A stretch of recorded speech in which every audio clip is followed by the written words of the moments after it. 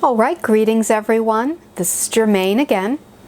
As you know, we've been presenting this series for you, and we do recommend that you watch from the beginning so you can understand the context in which all of the information is presented. So today we are going to talk about the Pleiadian civilization, the Third Era. Just as a reminder, we've already talked about the Pleiadian First Era, which was when they were a young species and they had their own challenges, their own pain, that they then allowed themselves to work through eventually. Second Era was the time period of their healing, where they began to heal the wounds that they experienced in the First Era. So now we go into the Third Era Pleiadian, which on the cards is denoted as future, or the future time stream. Therefore, just to give you a context, we are now speaking about a Pleiadian civilization that is in a fourth density expression, much, let's say, farther along in fourth density than humanity is at this current time. You've just entered fourth density expression. So they have already then gone through the hardest part, let's say, of the integration of polarity. Now, because they have gone through that integration of polarity, even though they are still expressing themselves as a physical species, their physicality is not so much based on conflict or polarity as it is, let's say, harmonized duality, which is a big difference. All right, we'll illuminate that difference as we go forward in what we're going to talk about. So let's start then with the Pleiadian card number 86, Future Time Stream, or Third Era. And the theme of this card is equal value philosophy. This title references some teachings that the Pleiadian being Sasha, through Lyssa, has given in the past. And it has to do with the idea of all things being equal, so to speak. What do we mean by that? Well, she has given the analogy of how in her society, again, please understand, the analogy is somewhat funny, but it's meant to be illustrative. So in her society then, let's say you have a person who makes socks for a living, Pleiadian socks, all right? And you have someone who builds homes. So the person who makes socks needs a home. What do? Well, they go to the home builder and they say, I need a home. The home builder provides the home. The home builder may need some socks, and therefore the sock maker provides the socks. So in your head you might be thinking, well, socks and a home are not really equal, are they?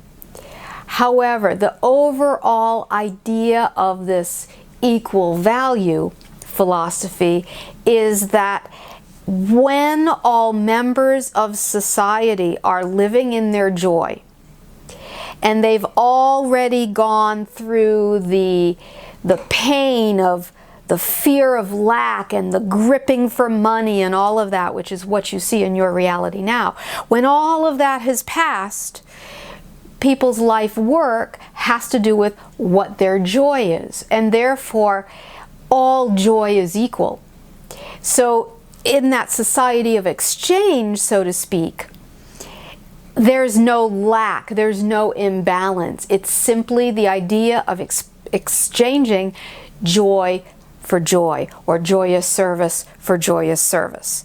Now, if a civilization such as yours tried to implement such an idea, then as your civilization has not processed its fear of lack, as evidenced by those who trick people into getting money and things such as that. That's all based on emotional lack. If that isn't processed, this type of Pleiadian civilization structure cannot be implemented. So it's not something you can just suddenly try to do. It's what naturally arises as you heal all the issues of lack within yourselves. This will eventually happen down the road, as it does with all fourth density civilizations. So the equal value philosophy then has to do with the idea that every expression is equal. There's nothing better, there's nothing worse. It's simply what is there, what is arising. And the mind or the ego places no value judgment on one being better and one being worse.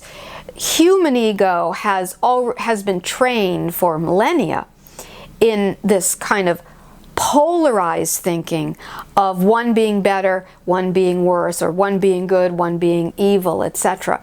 So it's actually a consciousness construct that you're evolving out of from third density as you move into fourth density. So if you've gotten this card then in your reading, how do you interpret it? Well, we would recommend that you look at your life and you look at where in your life you are still polarized. When there is polarization, there is disharmony. So we were talking earlier about the idea of harmonized duality being different from the idea of polarized disharmony. And you can see then in the Pleiadian civilization with this equal value system, there's still duality there because it's a dualized reality, but there is harmony within the duality because each is not elevated as good or bad. But in the human reality, it's disharmonious because of the polarization. The polarization is the judgment. So if you've gotten it in your reading, then take a look at your life, take a look at maybe where you are polarizing that is creating disharmony in your life. And how can you work on whatever the issue is within you that is keeping you in disharmony or keeping you in internal polarization. And that's going to be one of the keys to your inner freedom when you shift from polarity to duality or from disharmony to harmony. So it's a really, you could see that card is kind of like an arrow pointing to you at, to remind you to take a look deeper at your internal polarization. All right? So next we go to card number 87, which is holographic healing. So what is this referring to? Well, in terms of Pleiadian history, it's directly referring to their experiences in the first and second era when they went through the very deep, deep wounds based on guilt and all of that. You can watch the other video that caused their civilization to go into an extreme toxicity and extreme imbalance. And as they worked themselves through the healing of this, what they noticed was the connection between the wounds that they carried as a physical being and how they, in a sense, rippled through time, past lives, all the way back to original source or the original separation from the source, which generated all kinds of pains that were then internalized and were, let's say, the foundation for the pain as one incarnated lifetime after lifetime. They began to see the connection that if they were to look at their healing or work with their healing using more of a holographic model, that they could affect, in a sense, across the spectrum the ripples through time of the same issue manifesting in different ways, in different lives, but still the same issue going back to the source. They began to see that the whole hologram can be affected when they work with it in a holographic way. So this technology, if you will, is just starting to be downloaded in your newly birthed fourth density civilization. Some of you know the work that the channel's husband, Lyssa, Ron, her husband, does, called quantum navigation. It's based on this principle that the original these Pleiadians experienced and discovered back then. They discovered the same process. But it's a deep process where you have to go within and you have to fully engage the pains and the things that have been hidden in the crevices for so very long. All right, so if the holographic healing card then came up in your reading, it could mean several things. It could mean that you've already been engaging this process and that things are shifting. The holographic structure, if you will, is shifting. So you're experiencing a new facet of it that is from more of a healing template. Or it could be a recommendation that the issue that you've been working on for so very long that doesn't seem to have been moving at all or healing at all, that you need to perhaps take a different approach that is more holographic in nature and less linear. We would also say that for most people for whom this card comes up, that it's also a comment that there is a Pleiadian being, usually a future self, a healed version of you, so to speak, that is guiding you through the healing process in this reality. So for many of you watching this, that's not a big shocker. And we would just say, you know, engage that Pleiadian energy, that Pleiadian being, to assist you with this process. For those of you for whom maybe that comment is a surprise, then we would recommend maybe to be aware a little bit more of the energies that are assisting you and to see if you can begin to consciously engage this Pleiadian being to help you with this process.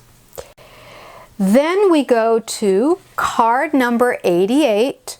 Again, it's Pleiadian Third Era, and the theme is balanced relationships. So what does this mean? Well, on a surface level, of course, it's quite literally obvious what it means, is that you start to notice that as you've been healing yourself internally, that the whole landscape of your interpersonal relationships as a human begins to change. Maybe you have less tolerance for drama, as an example, or some of the more toxic aspects of relationships you've had in the past start to fall away. So you might be starting to notice that, but what this is referring to actually goes back to the issue in card number 86, the equal value system.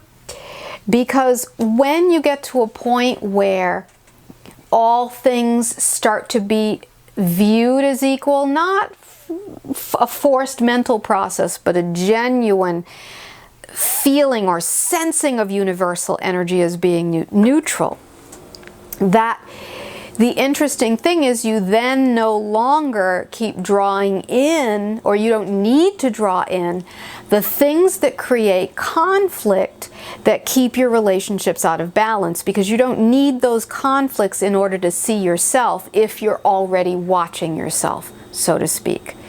So what becomes natural then as you move into fourth density, and if you're doing a lot of this deep inner work, is that balanced relationships becomes one of the byproduct of that inner work.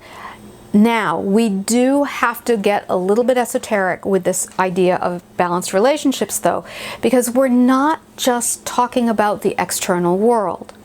What we're also talking about is balanced relationships within you. For example, you all know that the human, at least in this phase of its consciousness development, still has, let's say, personality parts.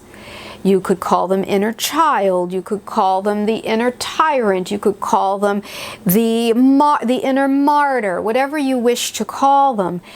These aspects of personality still play out as, in a sense, separate voices. So when you do this inner work, what happens is that your relationship to these parts of yourself start changing. So for instance, the inner child isn't as needy and demanding of attention, and the tyrant is not as demanding on you. You start to feel, instead of a hurricane, let's say, inside of you, that the lake, the inner lake of your consciousness, becomes a little bit more peaceful and calm, because once again, just like in the outer world, conflict, inner conflict, is not necessary in order to get your attention, so that you are forced then to work on certain issues. When you're already doing the work, you don't have to be forced through inner conflict. So when we're talking about balanced relationships, then we're talking about both externally and internally. Now, if you've gotten the balanced relationships card in your reading, then, well, it can mean a myriad of things, again, depending on the situation. It could be that if you're feeling a lot of chaos in your life, that what is needed is to begin to find some balance based on the ideas that we have just expressed. That somewhere internally you are polarized, that is causing the conflict to begin with. No fault, you don't have to blame yourself, it's just a dynamic of consciousness. And that if you can begin to work on your own inner polarization and the, let's say, bringing together of all the parts of yourself in a harmonious way, then that will be a next step for you in terms of moving from the chaos of your life into a more peaceful expression.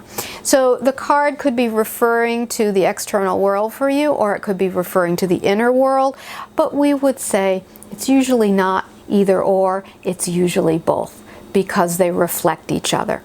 So it's a little bit of maybe a wake-up call to pay attention to some things, or the card is an acknowledgement for work that you have already done. Use your intuition, and it will help point you to what the exact situation is for you.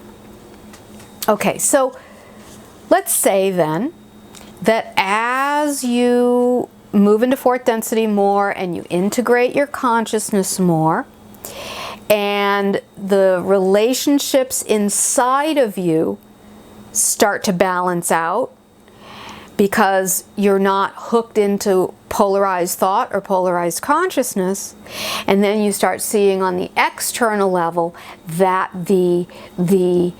there's a harmony spreading more in your relationships on the outer level as a reflection of the work you're doing on the internal level. What's the next step then? Or it's not a next step for you to take, it's a next step that often arises naturally. That is represented by card number 89. Again, we are in the Pleiades third era, future time stream. The theme of the card is open contact.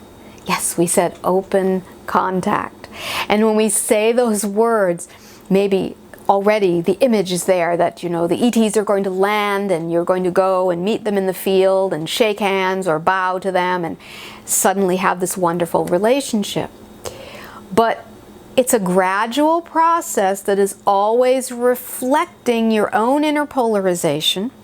It's a gradual process that reflects how much you're willing to exchange disharmony for harmony within yourself.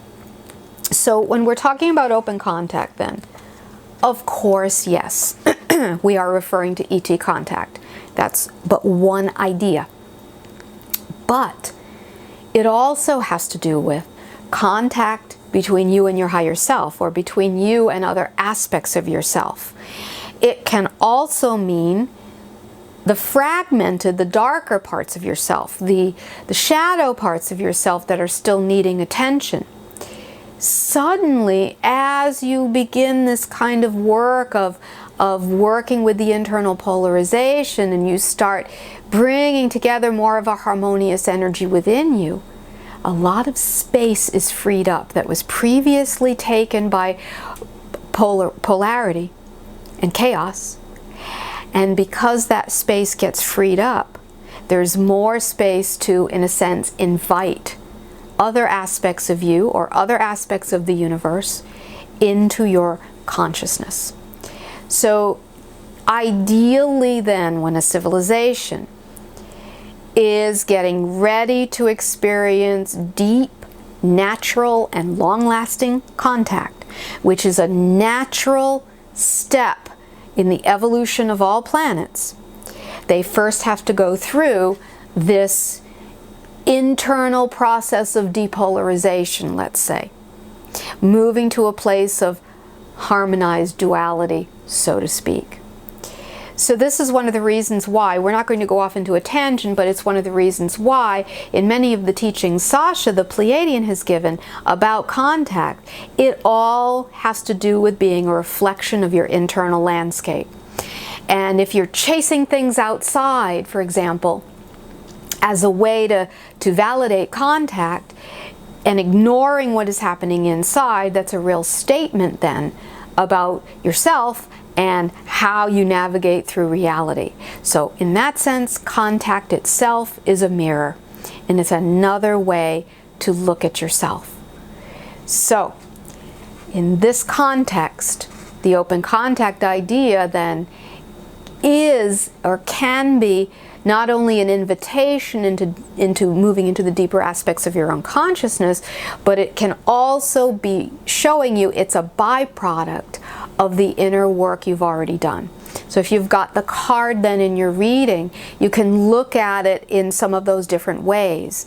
That perhaps open contact is on the horizon for you as you do this type of work. And what open means and contact means is open to interpretation, because it could be an internal type of contact, it could be an external type of contact.